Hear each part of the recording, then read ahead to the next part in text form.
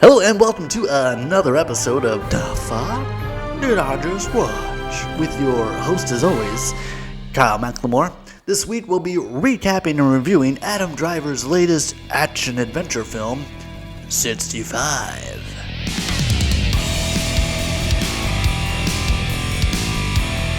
Now before we get too far along in the review, make sure you hit that like and subscribe button, as it definitely helps the show stay alive, and we appreciate it here at MomsGarageStudios.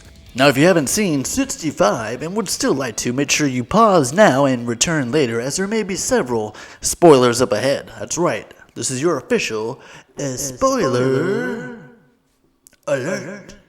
Adam Driver's latest film is full of action, adventure, and more than a few dinosaurs. But overall, if you're anything like me, it'll probably have you reacting mostly like this.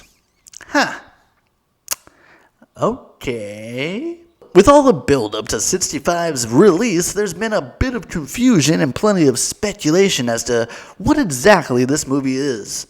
Is this a time travel movie? Did Adam Driver fly in through the future and then he goes into like a black hole and gets sent back through time? Is this the creation of humanity? Is Adam Driver some sort of alien humanoid who lands and eventually plants the seeds of humanity for the future? Is he traveling through some kind of alternate dimension and winds up in a different kind of Earth back in time? Well, it turns out it's none of those. It mentions something like, in the infinite universes of space, there are other humans. So it's like, okay, you're kind of going with like the Star Wars thing. All right, long time ago, galaxy far, far away. Okay, Adam Driver's not human, he's humanoid. And so we're introduced to our main character, Adam Driver, who's basically like a space truck driver. He's basically a space trucker. And this is also our first introduction of the amazing space technology in the future that's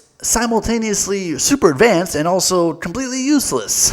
Adam Driver is woken up by the autopilot that's informing him, hey, there's a giant meteor storm dead ahead. The spacecraft is equipped with all kinds of sensors and technology that can read and it knows that there's a meteor storm coming straight at it, but there is nothing this ship can do to stop or avoid it.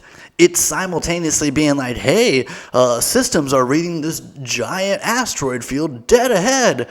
And the systems can't do anything without a manual pilot. There's no auto stop. There's no just list lazily to the left and you'll totally miss that cloud of debris. So we're hit by a few rocks, take on a whole bunch of damage, and we crash land on this mysterious planet. And again, there's a moment that makes you go, huh. Okay. As soon as that ship touches down, Adam Driver is diving into the weapons closet. He is souping up his futuristic M4 or whatever the hell. He's got all these grenades. He's doing all of this before he even checks if the atmosphere is breathable or if he'll even be able to walk out. Is there even gravity? None of that seems to matter. First thing is first, let me get my fucking AK-40, which, coincidentally, he turns out to be right, as he is attacked almost immediately after he steps foot onto the surface of the planet. And so, stranded and lost on this mysterious planet, right before he's about to give up hope, what? There's one lone survivor. And this brings us to our next moment of, okay. Because when we finally do rescue this only other surviving human, guess what? She doesn't speak English or whatever alien language Adam Driver's speaking, since he's not technically human. So it's alright, she's speaking some alien language. Does Adam Driver have a translator or anything? Nope. So it's alright, I guess we're not going to be talking to each other very much other than just me, move, you, stay. And it's alright, just give him a translator or make him slightly fluent in whatever language that she's speaking, just so that there can be more than just you, wait, me, go. And then her huh? Family? I don't know, it just feels why not just give her the translator? Why not just have them speak the same language? Why not give this young girl, Ariana Greenblatt, an opportunity to do some actual acting rather than just her being scared and not talking and never really having a chance to really spread her wings and like do some acting or anything because she's limited by not being able to speak the same language. Suddenly, there's a moment of realization about halfway through this film where Adam Driver realizes not only do we need to escape these dinosaurs, we need to escape this planet because there's an asteroid coming straight at us. And we as the audience get a simultaneous moment of realization when we suddenly realize that the only reason this movie was set 65 million years ago is so that Adam Driver could have an exciting escape from the asteroid. Adam Driver gives a good performance. Now, this is not the kind of movie that I would call really, like he's giving like really great acting performances. Like he's giving more of like an action movie performance. Like it's not really heavy on the acting, it's heavy on the fucking blah, like fucking dinosaurs are trying to kill me. So it's like him just acting scared, him just shooting stuff, him just running and diving. Not really what I would call emotional, like, you know, giving a delivery of a line, like not really like acting, more like action acting. Now, having said that, his performance is great. Did you know that Adam Driver is actually a former Marine? Because I sure as hell did not know.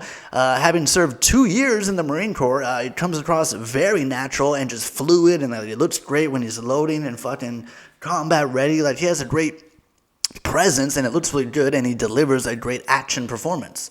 Ariana Greenblatt is great as well. I mean, she's as great as she can be. There's not much for her to do in this film other than just, you know, be terrified and not speak English because she's like from a different planet or something.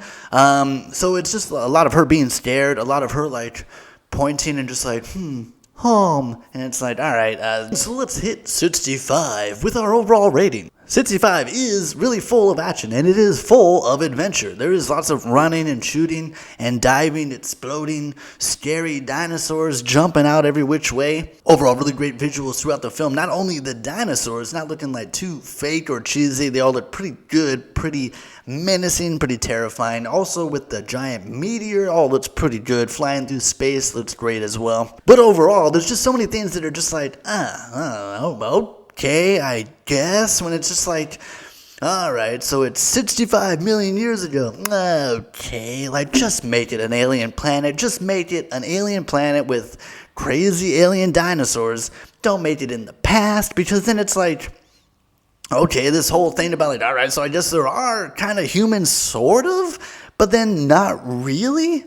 After the meteor hits, like, there's a whole montage where you see the Ice Age and then, like, civilization builds itself up, and it's like, okay, so just humans will just appear naturally? Like, no matter what, humans will just grow? Like, there was no, like, little, like, maybe, like, oh, Adam Driver, like, hey, maybe I'll come back and check out this planet. Like, no, it's just, they just leave, and then just life just finds a way, I guess. The old Goldblum expression, life finds a way. So overall, we're going to hit 65 with a D+.